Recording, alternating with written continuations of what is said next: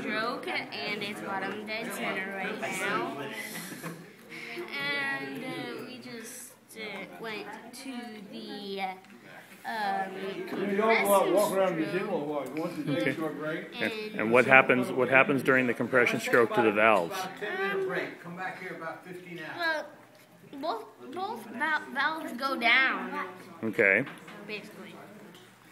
And that's the power stroke. no, wait.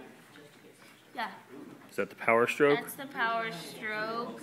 Okay. And then here's the exhaust stroke. Okay. And where is the engine now? Is it ready? What's the next stroke after the exhaust stroke? The intake. Okay. Very good. The whole process just starts over. And it starts over again, right?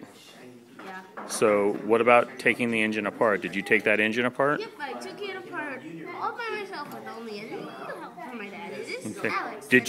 Did you put it back together yourself? I also put it back together myself. Very good. Also with a little help from Dad. Awesome. Alex setting up from alexsblog.com. I'm just kidding, it's not actually alexsblog.com.